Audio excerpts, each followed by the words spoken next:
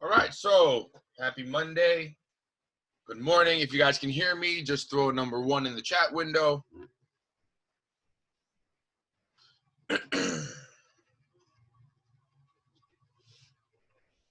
All right, great. So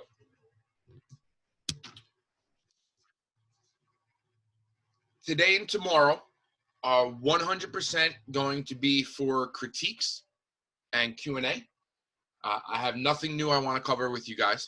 I think you guys should be just about finished with your assignments. I do have to say this.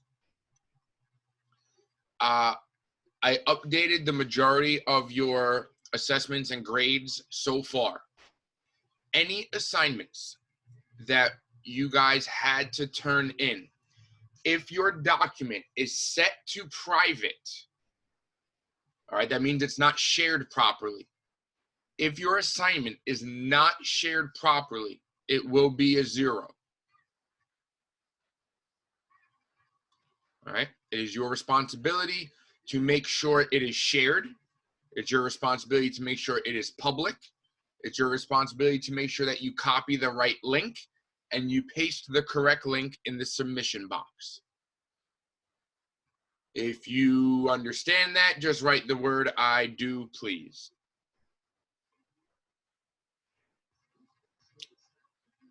Funny guy, Vincent. Funny guy. Okay, so some of you got low scores. Some of you got 0s. I would suggest you guys check your work. All right. So that leads us to what are you submitting soon? So you have your mergers and acquisitions part 3 presentation that is due this week. Today's the 4th. It is due Wednesday. All right. So you have till Wednesday. We extended it. You're welcome. Now, are there any questions, Bern? I got a handful over the weekend. Okay, I did get a handful over the weekend. I got a few balance sheet questions. I got a couple Department of Justice questions. I got a product integration question. I got a few messages on, does this count as data or an opinion? Some good interaction I had this weekend.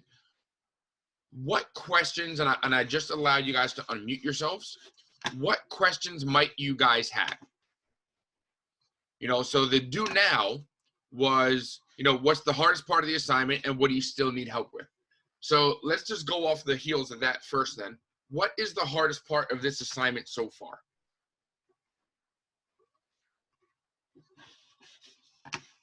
All right, I need you guys to unmute if you want to share.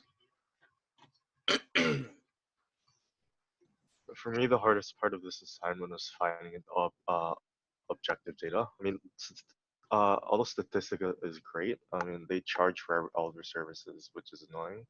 And all this data that I could find about Heineken and Pepsi are from 2014 or 2013. Okay, so a little bit outdated data. Yeah, there are a lot of services where they charge for the most recent data and research and studies. That is unfortunate, unfortunately. Were you able to find enough that it can get you a solid foundation, though? I think so, yeah. Okay, all right. If you have questions on that, Vincent, you know, more than happy to take a look. Anybody else? Aaron, Adrian, Katie, Leland, Xiao Yi, Tony, anybody?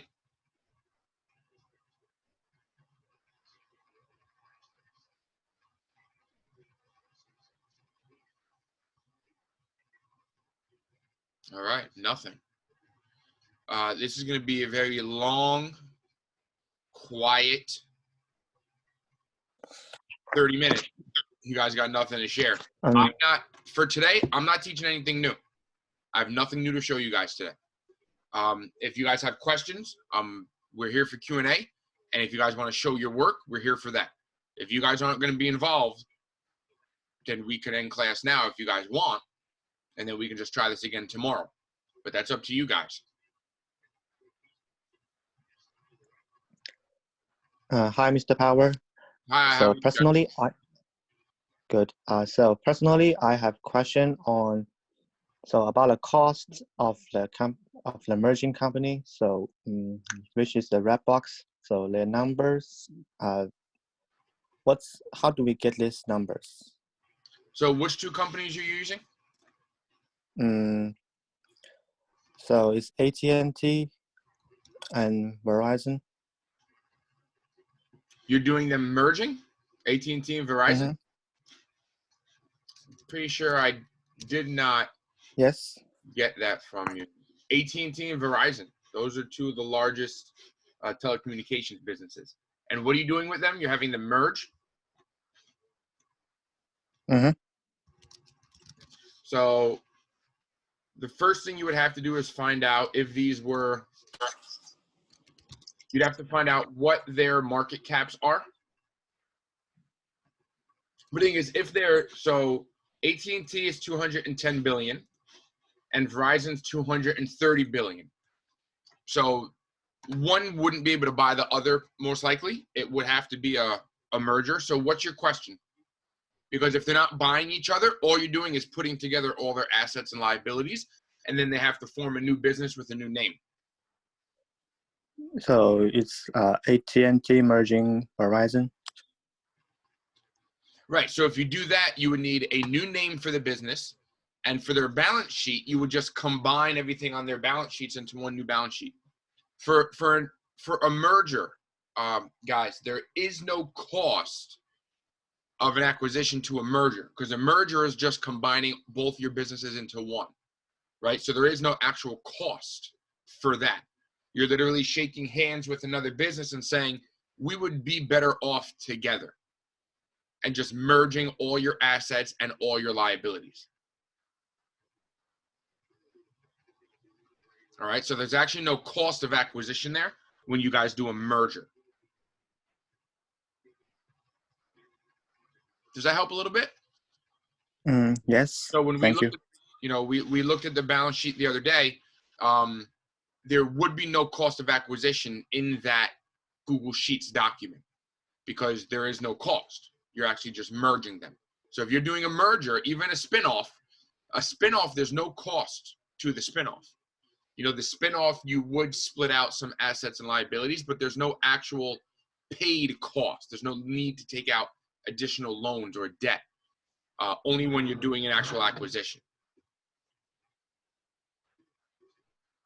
All right. Good. Let's keep that ball rolling. Any other questions? Yeah, no, that's never going to go through Congress. At this point in the game, you guys have what you have. And if you guys did or didn't get, because I know there's other students that did not get their topics approved. I did not hear from every single student. I'm not going to tell you guys to start changing things today. All right.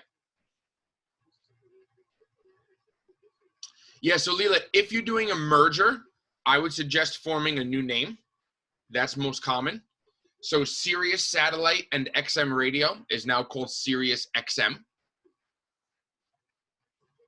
Because you do need a new name. You can't trade under the old name of one of those businesses. Or you can just put an and in between the two businesses like JP Morgan and Chase. Yeah, you can put an and there.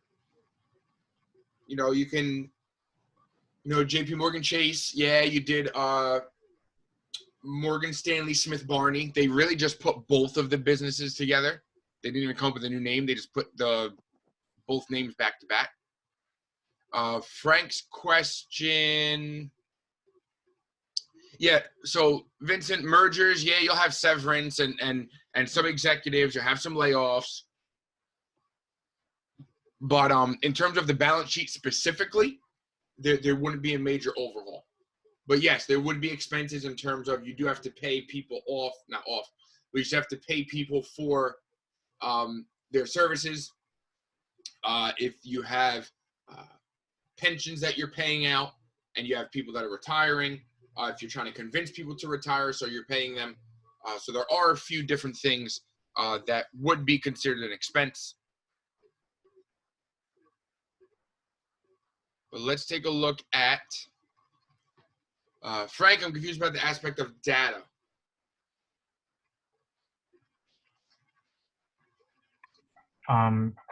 You said like all data has to be like charts data, like number data.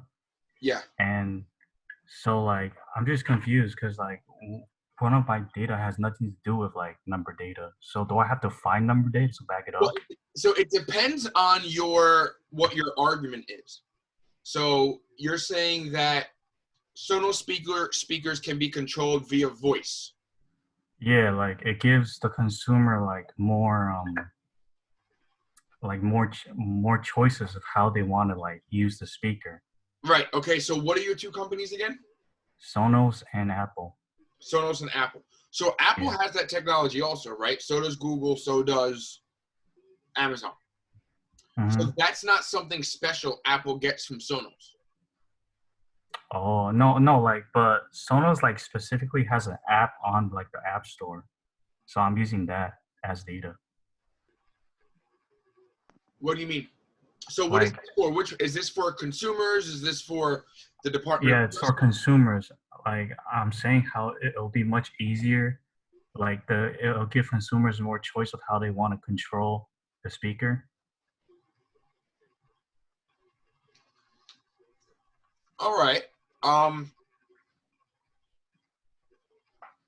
The argument that I would then make is you have Apple purchasing Sonos because they have an app. Mhm. That's what it sounds like to me. Well, that's like one of the many reasons. I'm just listing out like this is consumer based, so I'm thinking like in the minds of the consumer, like how would purchasing this make my life easier? Right. So the first thing you have to think of is they can buy a Sonos speaker without Apple. Right. So Yeah. your focus of the consumer side of this venture has to be how the consumer benefits the combination of the two businesses.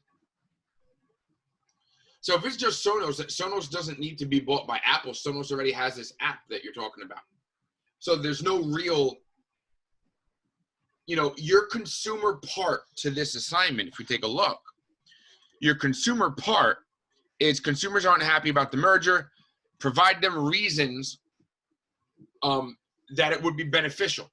So to Apple users or Sonos users, what are the benefits to them? Like, what does Sonos bring to the table? What does Apple bring to the table? Because if Apple has the HomePod, is this better than the HomePod? Is the app the only reason you're buying Sonos? If the app is the only reason you're buying Sonos, how much is how much is the acquisition going to cost? 1 billion is okay. 1.75 billion. All right, so 1.75 billion. Yeah. I mean, I don't think I'm paying $2 billion just for an app. That's what it sounds like you're telling me so far. So you would have to have more, like survey says 80% of users wish that, they can control their home device through an app, right? You would need something to prove this is what people want. Because if you're telling me that Apple's going to pay $2 billion, they're going to pay $2 billion simply for a mobile application that can help control the Sonos speaker. What can the mobile app do? Like, what can you do on that I couldn't do? Like, I can open up Sirius XM and I can play it through my HomePod. I can open up YouTube and the audio goes through my HomePod. I can have a phone call. The phone call transfers to my HomePod for Apple. So what does Sonos's app do for me that it couldn't do for me before? That Apple couldn't do for me before? That's the issue. Okay. So do you know the answer to that? Actually, I don't, because when I try to open the Sonos app, they say I need a speaker first, and I don't have a speaker. Okay. There's no information online, so I don't know. My suggestion, I'd find a YouTube video. There's got to be a video of somebody setting up their Sonos speaker. or their Sonos app, there's got to be something. Or maybe that's just not a reason to buy them. Is there certain technology within their speakers that are relevant for Apple? There's got to be something there. But you can't pitch this and say, oh yeah, well, Sonos has an app. That's it. That's the end of your argument, because there's actually no data on what the app does or the benefits of the app. So if you can't get access to it, you have to find a video that gives you access. Find someone you know who has it that can, give you a video or show you what it does or can do. Or you're gonna have to switch your consumer side reasons, because just saying they have an app, I don't think is gonna cut it. You can't just say they have an app. Okay. Now, Kevin said, how's it possible to make part 3 around the consumers fact-based? Well, all right, Kev, so if we take the Sonos, Kev, what are your 2 businesses again?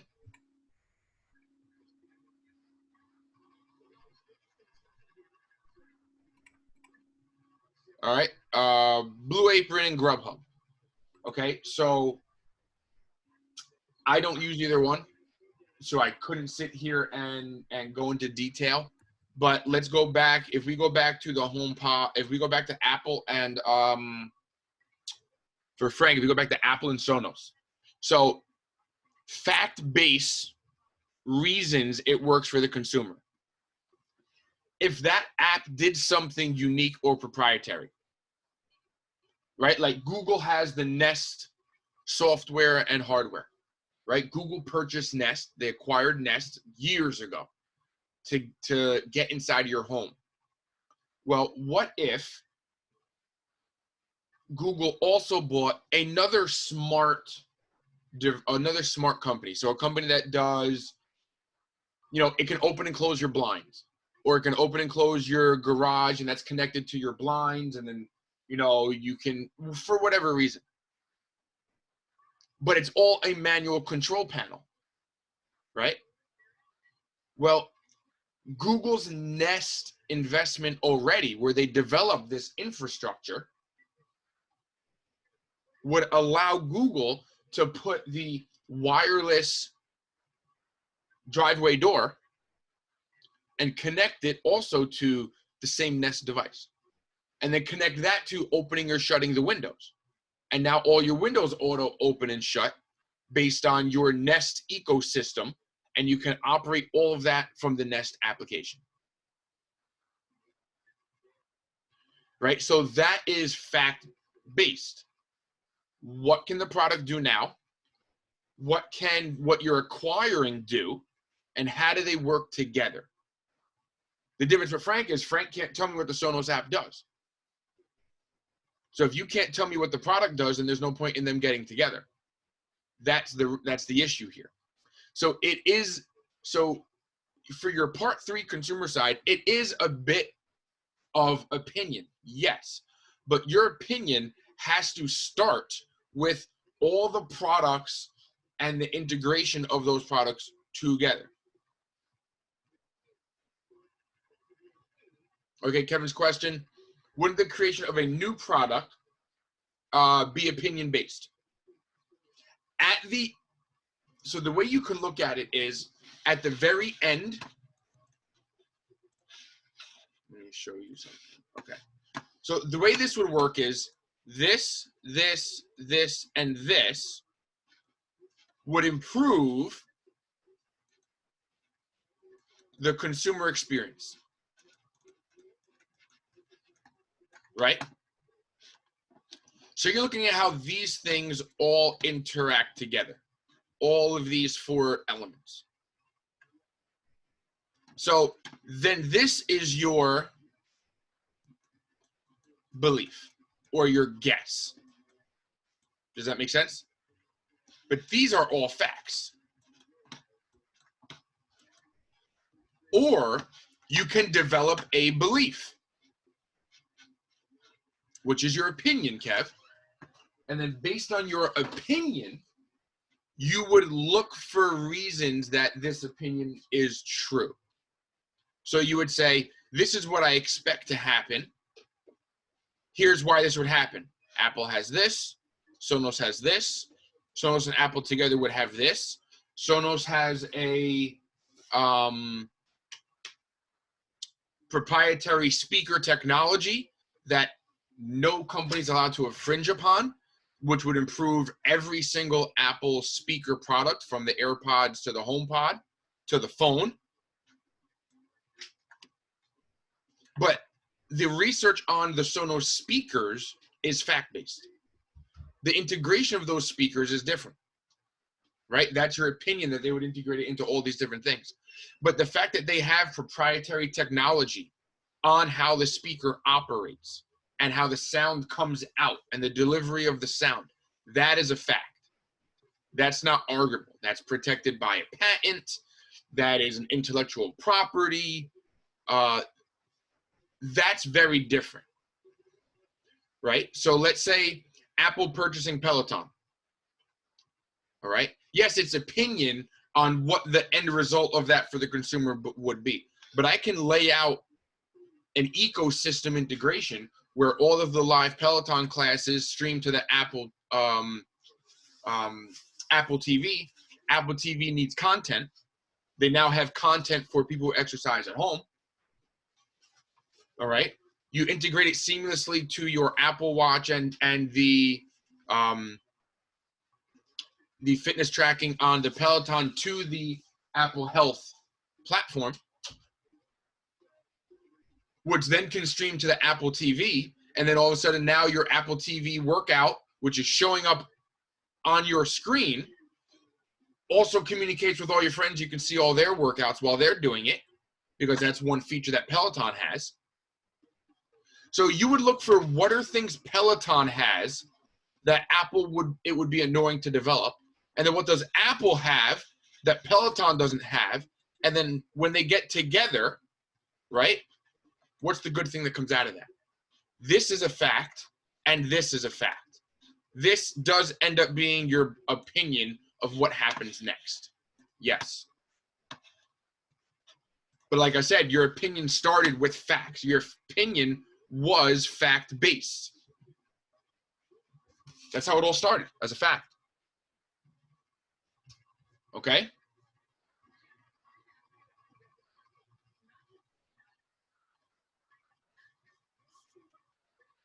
Good. Any other questions on that? Does anyone have anything they want to show?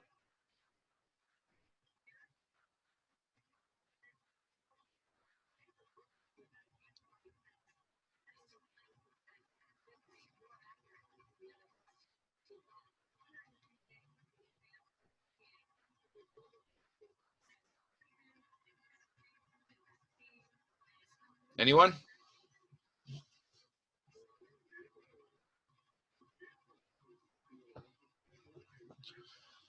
All right, so that's the consumer side. So yes, it is definitely an opinion, but that opinion has to start with the actual product.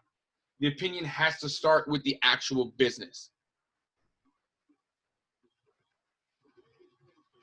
Kevin said, I didn't make any edits to my Google Sheet since last Friday. No, Kev, your Google Sheet looks fine. You just still have to do the stockholders' equity based on what we did the other day, because you didn't have that. You only had assets and liabilities on your sheet.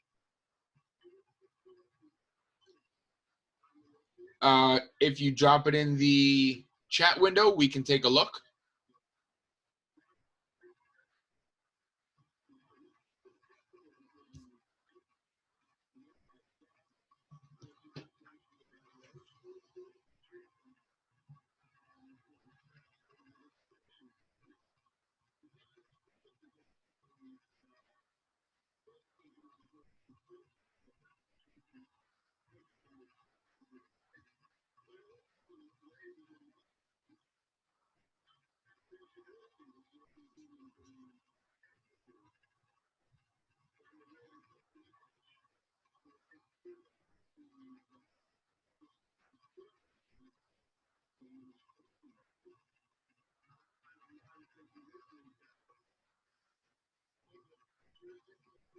Yeah, you guys got to send me the link so we can actually open it.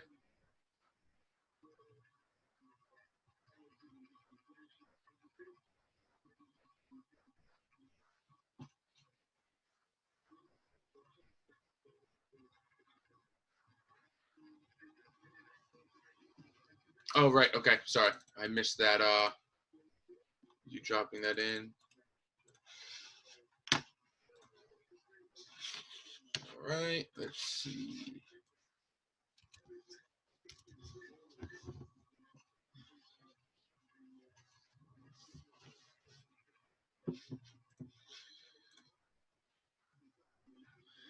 Now, first things first.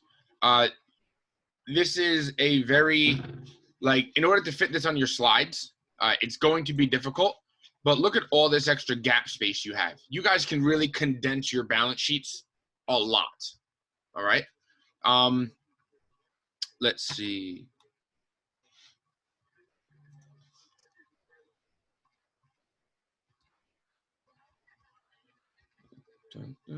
Assets. Numbers in thousands. Okay. I need the cost of the total acquisition up here.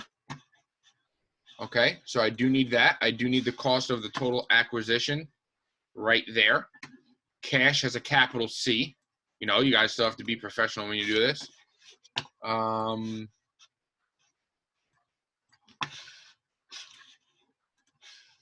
What else? Scroll down.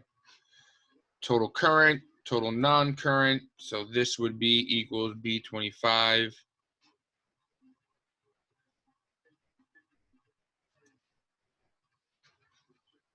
Plus C25. This is sum of C17. Okay. Looks all right so far. I'm not going to look through every single equation. I'll do that when I start grading them. But so wait, so your purchase is not for 1.75. That's what you said that's what you said earlier. Your acquisitions for like 3.5 because you have 1.75 in cash, 1.75 as a loan. Wait, no, because I saw the video, right, of what you posted on YouTube. So I thought, like, you're getting the cash from the. No, like, no. I'm just following your example on YouTube. Right, but the example that we discussed was it was a $3 billion acquisition, and they were doing $1 billion in cash, $1 billion in a loan, and $1 billion in stock. Oh, that's what you. Oh, okay, because that number was confusing me for a while. Okay, So okay. you have to decide 1, 2, or all 3 of these that you're going to use. So what it looks like now is 1.75 billion in cash, 1.75 as a loan, and then it looks like 1.75 as stock. So you're actually buying them for like 4.7. No, it should be fixed now. Okay. Okay. So then once you fix that, that should be much better.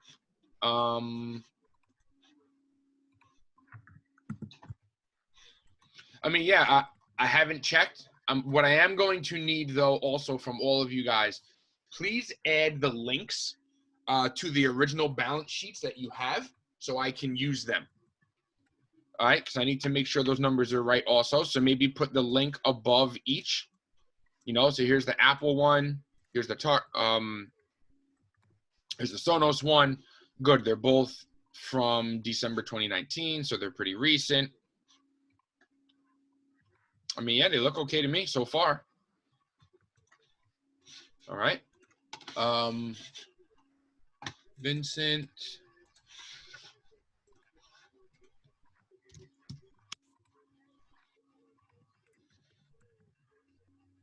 All right, so Vincent, this is your project. Do you want to look at the whole thing, or do you want us to jump to your balance sheet? I think the balance sheet is fine. I just need tips on how to improve the presentation. Okay, so let's look at the whole thing. But the balance sheet is on slide 9 if you want. That's fine. Can you guys see his whole presentation here just before I get started? Yes. Okay, good. All right. PepsiCo's acquisition of Heineken.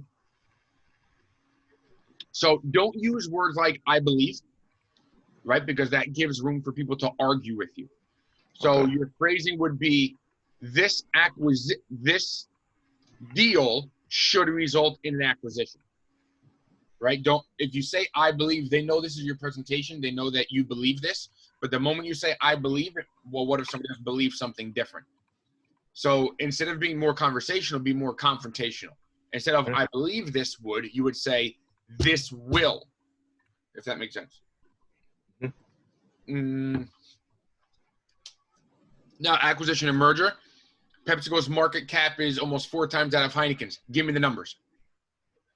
Right? Give me another bullet here that says PepsiCo's market cap is this. Heineken's market cap is this.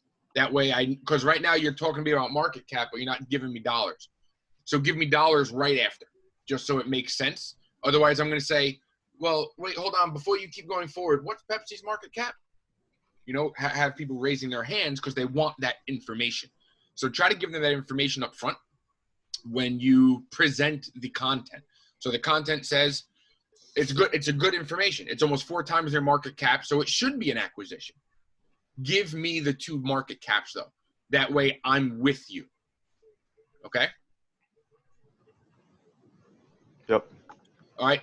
Don't use words like also. You know, be fact-based. So not fact-based. Be direct. As if you're just giving individual statements. So Pepsi owns, not Pepsi also. I never use the word also in an actual slide like this. Be much more direct with what you're trying to say. Also is a little bit too nonchalant. You want to be a little bit more robotic when you're delivering something this kind of powerful, I guess you might say. So Pepsi owns a number of larger brands than Heineken, period, sub-bullet. Example, Frito-Lays. But then you have this. I mean, it's good. I'm just wondering if 4 lines is a lot. Some of whom Heineken more revenue than the entirety. So this is great, right? This is a good fact to have. That Pepsi has brands larger than all of Heineken, right? That is huge. So again, you're validating the size of Pepsi. Okay? And then you might have to add a bullet on just saying there would be perks to both businesses due to the acquisition. Right? Like Heineken, and you know, whether you do this or not, Heineken will get access to their, you know, infrastructure for selling and their partners. Pepsi will get this new brand of something that they might need because it's where they're lacking. It's pretty good so far, but I definitely think you need the numbers here for this one. And I think for PepsiCo get rid of the word also, and maybe give me the numbers on if it's Frito-Lay makes $2 billion a year and Heineken makes $1.7 billion a year, put that in. Because that means Pepsi can build brand, which means maybe Pepsi can help build Heineken bigger too. Funding the acquisition, good. The asterisk is great because you're giving me exactly where you got the data from and what the bond yield will be. But you have a typo because this says 2.5% and this says 2.15%. That's a big difference, 0.4. Oh. Yeah, that's a big difference, right? And again, you wrote, I believe. Just tell them directly. The best way to fund this $55 billion acquisition will be through 1, 2, 3. The words like I believe, you guys should stay away from those in all your presentations ever. Right? Like imagine Vincent and I are arguing, you know, who's the best basketball player ever? LeBron or Jordan or Kobe? And Vincent goes, well, I believe that Jordan is yada, yada, yada. That phrase versus Jordan is very different, right? If you're more direct and you cut out the I believe, and because it sounds like the I believe means it's your opinion. That's what you're trying to avoid. That's what we've been trying to avoid this whole presentation by talking about data. So if you say I believe, that means it's opinion already. Make everything sound more factual. So the best way to fund this is, well, is that your opinion or is it a fact? It's a fact. Here's why. And then you can say, based on if that was a question, you know, here's why we're doing it this way. Well, why is that the best way? That sounds like your opinion. Well, fine, I'll give you more information if this was a real conversation. $6 billion in cash is because of this on the balance sheet. $29 billion in equity is because of this. But if you say, I believe, it all of a sudden already comes across as you're just kind of winging it from your heart rather than thinking that you actually have information to back you up. Does that kind of help? Uh-huh. Okay. So that's good.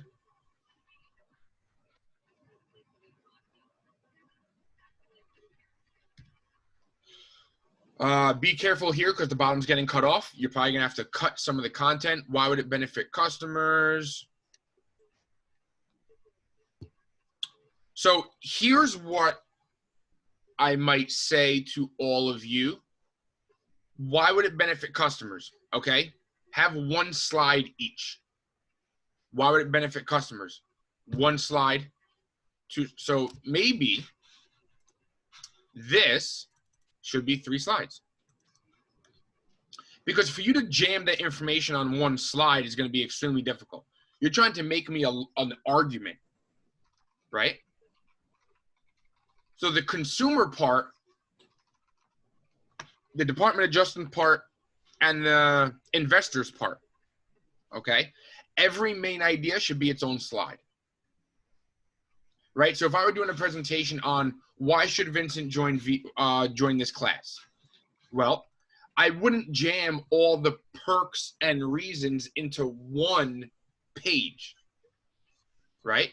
Every single main idea would have a different slide. So I would actually make additional slides. So why would it benefit customers? If this is one of your ideas, if Pepsi has exclusive deals, that would be one idea. All right. So Pepsi has exclusive deals. Great. Pepsi sells their products in 200 countries, and Heineken only sells their products in 192 countries. I mean, you're only getting 8 more countries out of this acquisition. I mean, what countries are they? I mean, if it was...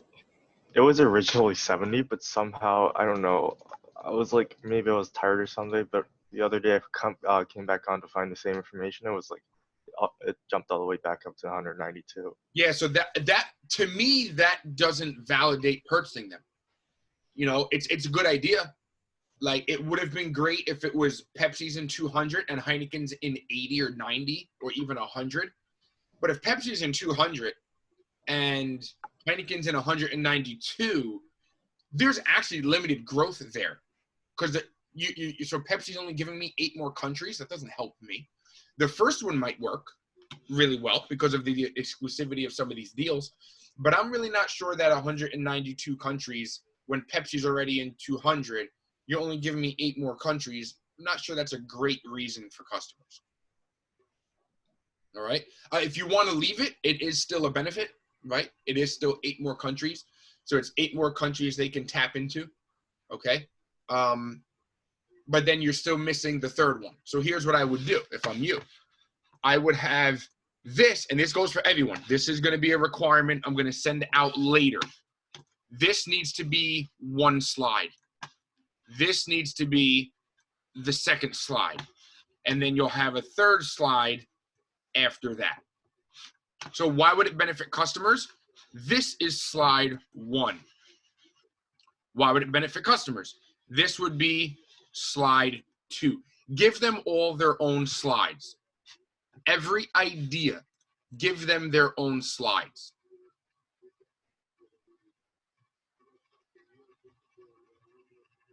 All right. It's not extra work. It's literally just making an additional slide to give you more room to explain this. Because he's telling me that, Vincent's telling me that Pepsi has exclusive deals, which is huge, right? To sell its products in restaurants like Taco Bell, KFC, and IHOP. Okay. Does Heineken not have those deals? Like, I need to know this a little more intently. I need to know a little bit more about this. Right, so this is one idea. Yes, Pepsi's got exclusive deals for restaurants. That's great. Here's a problem. Taco Bell, KFC, and IHOP would need to get an alcohol license to sell Heineken. They are not going to do that. They're fast food restaurants. Alcohol licenses are very expensive. And I doubt you're going to sell alcohol at a fast food joint where parents and kids are, because that's not the type of people that you want coming in. So I do understand the exclusive deals. What if Pepsi is in Disney? That's a different story, because Disney sells alcohol. So if Pepsi's in Disney, but Heineken is not in Disney, this becomes a huge benefit to Heineken and to Pepsi.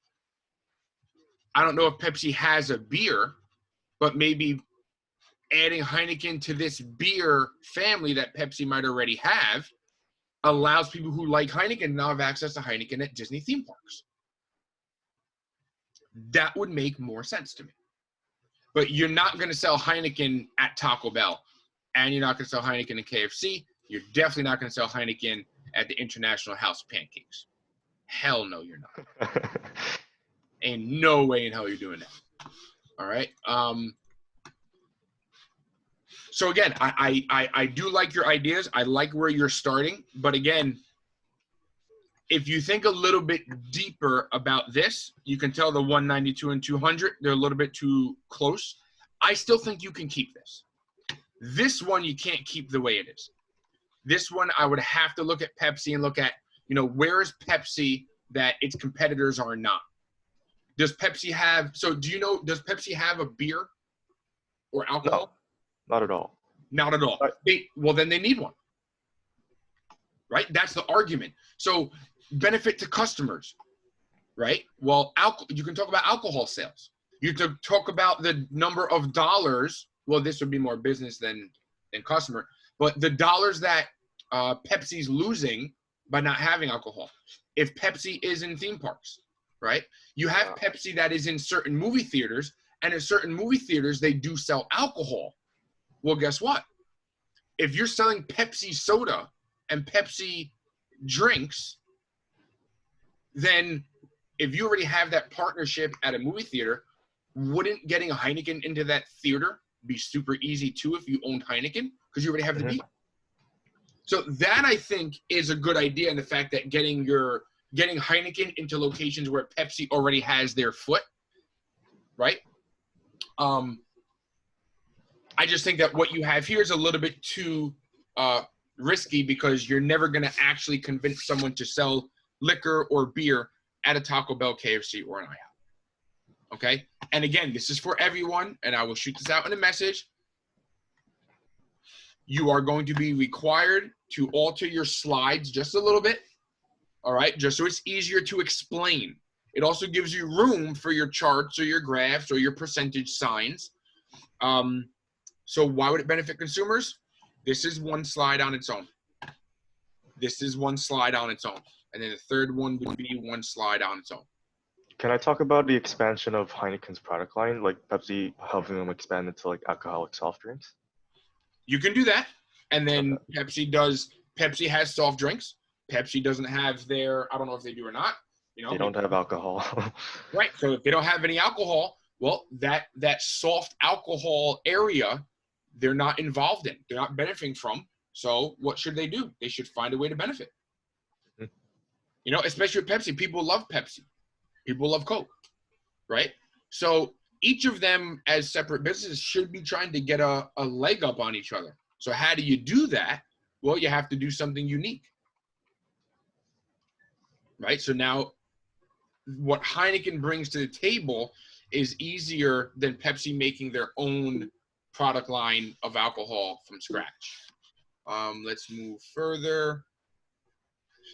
It's not anti-competitive, all right? So again, you're talking market share. Let's look at the Department of Justice is trying to block the deal, argue that it will benefit the economy.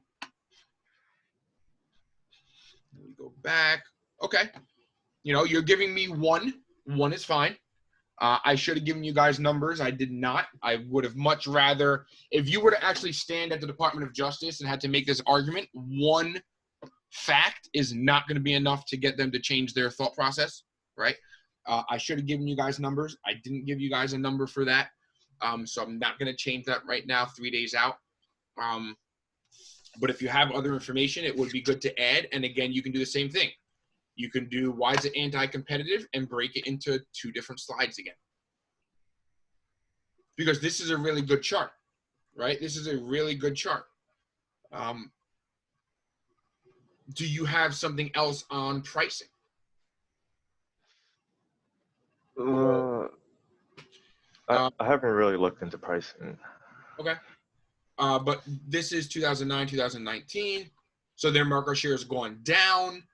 Now, this is only about brewers.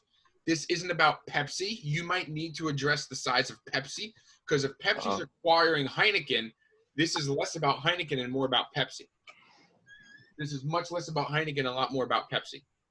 So this is a good one to show, but then this would be your 2 slides, right? One slide would be about how Heineken is not a top brewer, but then I need to know about Pepsi.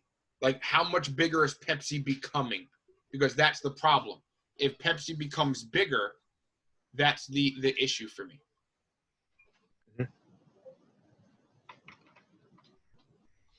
All right. Moving down the list. Why would it increase the stock price? All right. Now, you haven't even mentioned the current stock price of Coca-Cola, hold on, of Pepsi here or Coke. So if you're talking why would it increase the price and you're talking expansion into other markets, you might have to find, well, once Coke started expanding into other markets, their stock price went up. Because that's kind of the parallel you're trying to make. So you would have to make that. This is an opinion. This is not a fact. This is a fact. Talking about Heineken is 1, 2, 3. They're the 4th largest brewer with only 3.3% of market share. This is a fact. All right. This is not a fact because you're actually not giving me much data at all. You're saying 200 countries, but you're not talking to me at all. You know, easily expand. Hold on one second. Let me just read through this again. Markets. Okay.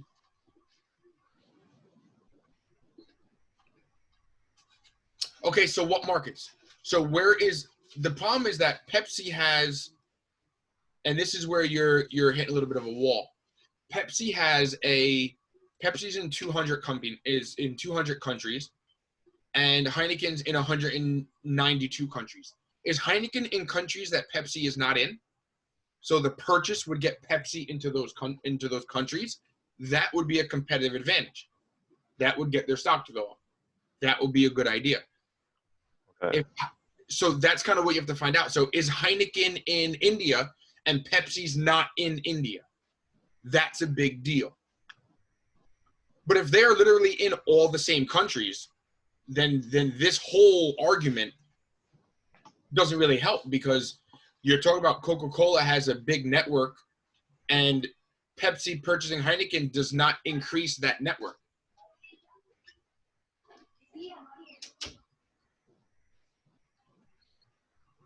Right? Does not increase that network. Does that make sense? Mm-hmm. So there's a risk. Let's see. Revenue in global alcoholic drinks market. This is good. All right. So now this would lead to the next slide, which I'm sure is the argument about. Okay, good. So, Agent, is it fair to me compare the market cap of Amazon and Etsy if Amazon Handmade is only a subdivision of Amazon?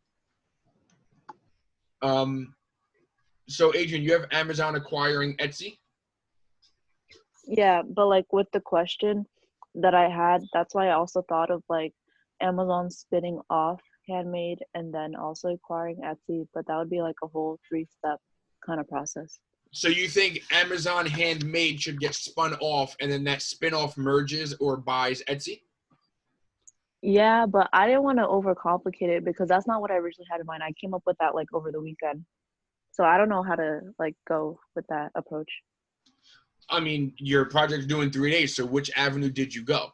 Either you're gonna spin it off and merge them, or you're gonna just acquire Etsy. Which one are you going with?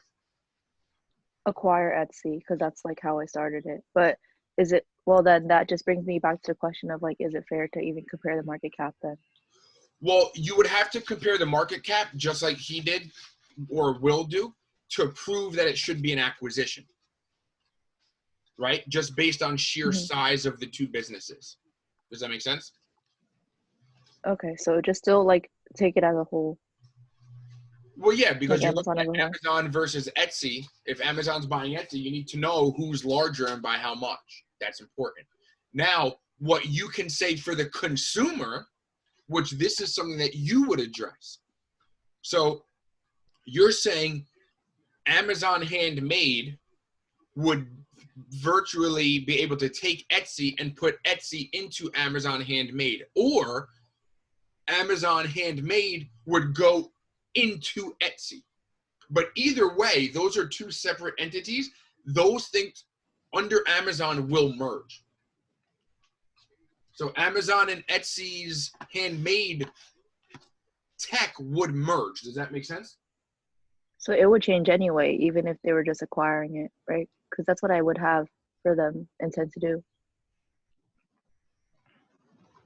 Like, Amazon Handmade would incorporate some of like Etsy's features or the other way around once it's acquired. Exactly. So it would almost be like when, let's think of one. Like Google and Nest, right? Google buys Net, or Amazon and Ring, right? So Amazon bought Ring, and now they can integrate anything they have into Ring, and vice versa. But so you wouldn't have two separate, like when you go to Amazon, you can click on Amazon Handmade, and it's basically Handmade / Etsy. It becomes one platform, right? Okay. Yeah. That's a good idea. I think it's a great idea. It's a great argument. Now your issue is going to be, what is the user experience on each of them, right? Does Etsy have a better user experience? Does Amazon Handmade have a better user experience? Which one has the better user experience? Because you're going to maybe even show two screenshots of each of the layouts and formats.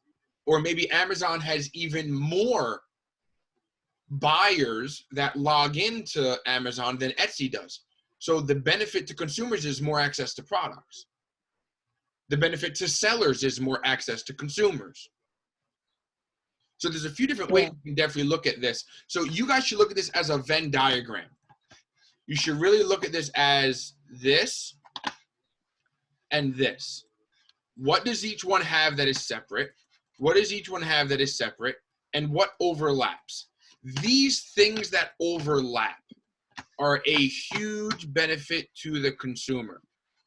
This is your focus for the consumer side. So for you, Adrian, one of your things might be, one of your slides is about the merger of Amazon Handmade with Etsy. What does that look like? That's one of your slides for the benefit to the consumer, right? The second one is Etsy has a following.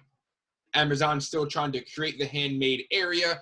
Etsy has a following, and it will help grow the Amazon Handmade business, right? So the first one was they'll combine seamlessly based on the category of how they operate.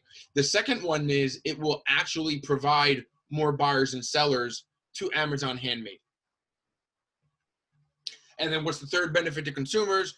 The third benefit to consumers might be, and in your case, I'll let you do sellers, because you want sellers on that as well as consumers. So you might be able to do both. You know, what's the next benefit? Exactly. Yeah. Shipping. Shipping costs would be lower for sellers or buyers because of Amazon Prime. Because of Prime. Right. I was thinking of incorporating that. Yeah. Right. So Prime automatically gives Etsy a benefit and a leg up. And Etsy can now also use Amazon Pay if they don't use it already. So maybe you go on Etsy and you see how people check out on Etsy. Yeah, that's good. All right. So there's Like this would only work if after merging, like the two platforms are trying to integrate some kind of feature of one another's and combine it into like one whole thing. It would only work if like they dominate with Etsy though, because then there would be no point if they just stick with Amazon Handmade. Well, here's my question. After you buy Etsy, is Etsy still going to operate independently? Or are you actually, when you go to Etsy, is it going to redirect you to Amazon Handmade? That's a decision. Well, I was thinking of just like getting rid of like Handmade as a whole, like just the brand name of it. Oh, so it would be. And then Etsy is a subdivision of Amazon. Okay, so it'd be like Amazon Etsy and not Amazon Handmade. Yes. Okay. Well, you'd have to find out, is Handmade, can you find out, is Handmade losing money? Is Handmade not performing? Are there not a lot of buyers and sellers on Handmade? Right? And then maybe Etsy has a bigger brand name for like artisans and just homemade goods in general. Do you have data on that? Yes. Good, then there you go.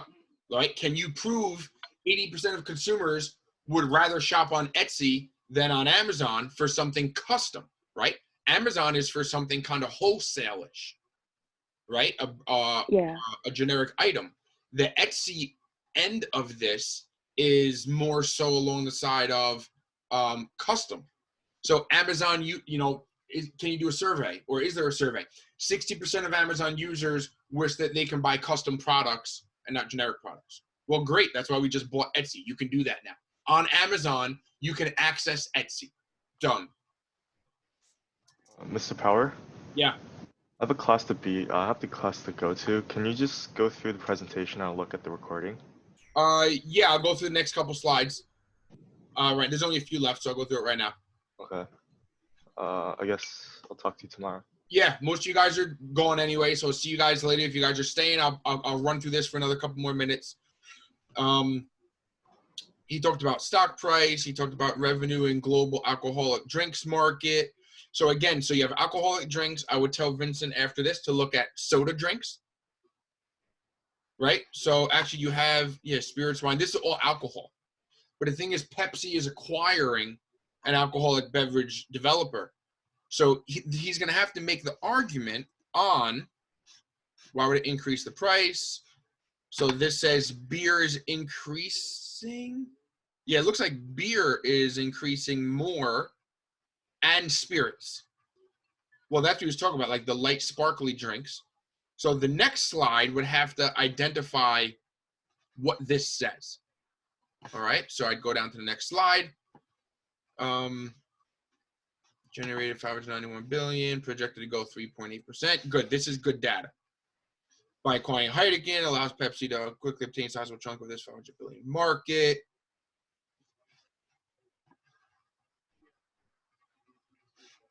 Okay. Balance sheet, we already looked at, which is good. And you know what? You don't have to put your balance sheet in your presentation. I think we can just do what he did. I think put the link to your balance sheet so I can open it separately and give me your bullet points about the balance sheet. That would be actually really good. Easier for you guys, definitely.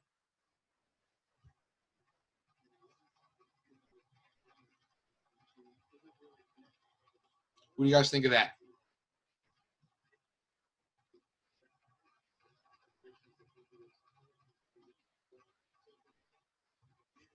Okay.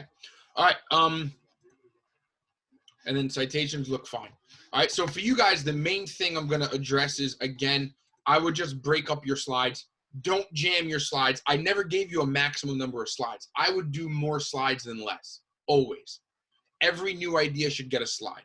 So if it's 3 ideas for the customer, 3 separate slides. If it's 2 ideas for why it increases the stock price, at least 2 slides. If it is 1 reason that the Department of Justice should not block it and it's not anti-competitive, 1 or 2 slides. If it's 2 to 3 ideas, then maybe it's 2 to 3 or 4 slides. Don't force too much information on 1 slide. All right. I'm gonna let you guys go. We're here well over a little bit of an hour. We'll do this again tomorrow. We'll critique again tomorrow. If you guys have, I mean, I literally heard from Adrian and Vincent and Frank the whole time. So tomorrow, if you guys haven't spoken yet or haven't asked any questions yet, you know, you guys better make sure that you guys get involved if you need that support. Okay. I will see you guys later. I'll post this video in like 5 minutes once it finishes uploading and compressing. I'll see you guys tomorrow.